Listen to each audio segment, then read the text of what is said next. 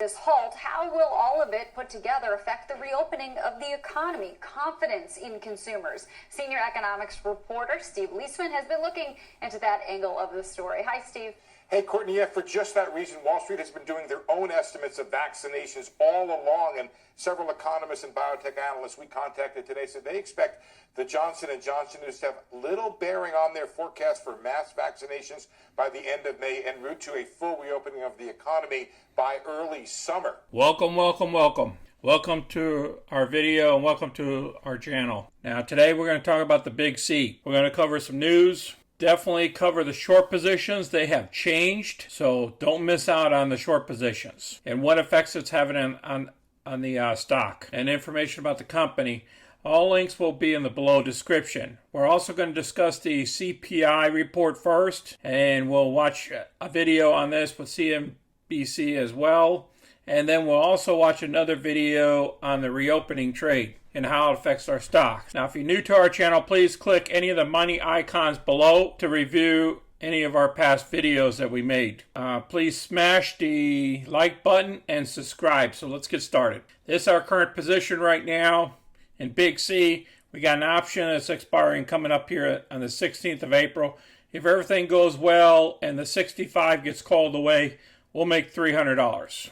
Let's listen further on this reopening trade. Goldman Sachs sent us this chart showing what a small percentage J&J is of total vaccinations. So you can see it's been growing just at the last leg there, about 12% in the past weeks of all vaccinations. But economist Dan Stroivin tells me that at most total removal of J&J, which by the way he does not expect, would delay by only a week or two his estimate that demand for vaccines will outstrip supply will outstrip demand by the end of May. In the Goldman model, he says supply of mRNA vaccines continues to ramp up and supply starts to outstrip demand pretty quickly. Okay, here's the current price. What happened today? Big C went up $2.30 on only 639,000 shares traded. The average volume is 2.3 million.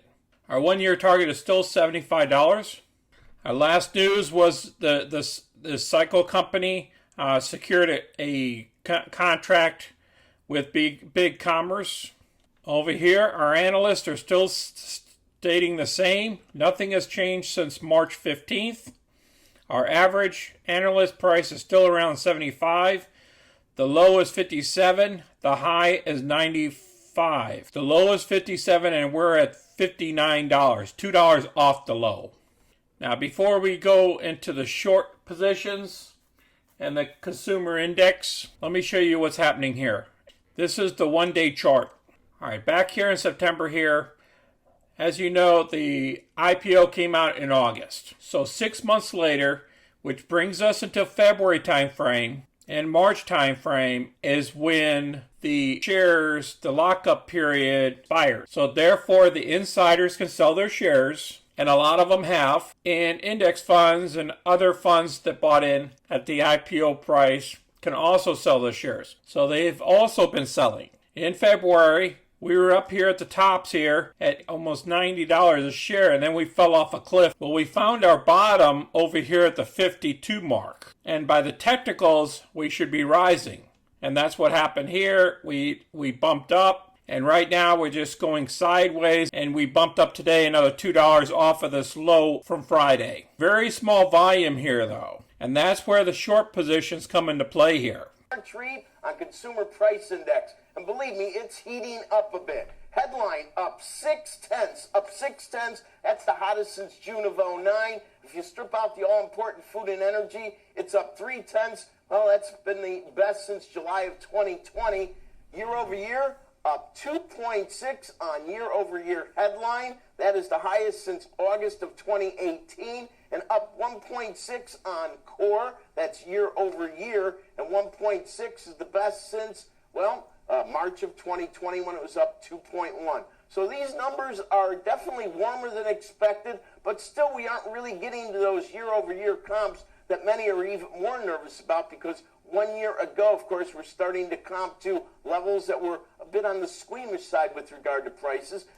Consumer Price Index. 4 times a year, the Consumer Price Index comes out. It affects Social Security because they take an average of all this and they come up with what your Social Security adjustments are. And if there's any Social Security increases for the next following year. We won't know that until all 4 quarters come out this year. And the other thing about the Consumer Price Index is talking to us about inflation. It'll cost us too much to buy things like vehicles, like food, like when you go to the store and you see all these prices are going up. All this stuff is computed in the Consumer Price Index, and that's how they come up with their number. It's kind of skewed because they don't capture everything. Now, this is our problem here. Our short interest, if you look from March 15th, we went from 4.5 million shares short to 6.17 million shorts. Okay, that's an increase of 27% in a half a month. That means the shorts believe that this stock is going lower. So more shorts are coming in means they're going to put a pressure on the stock to bring it down further. This is a sharp increase of 27%. Just be aware of this. That's why we perform covered calls. Now, where are we going? And we're going to go sideways for a long time until earnings come up. Once earnings come up, I believe we're going to get another jump up. But then again, these type of stocks like this,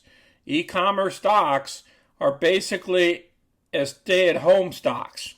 That's why we've had that pop, is because Johnson & Johnson vaccine failed. They put a halt to it. So therefore, this stock went up. So we're going to go sideways until earnings. That's what I believe. I appreciate you guys watching my video. I wanted to put out a quick video to you guys, talk to you about the Big C. Please smash the like button and subscribe to our channel. And you guys have a good day. And you guys be safe out there. This is Sonny. I'm out.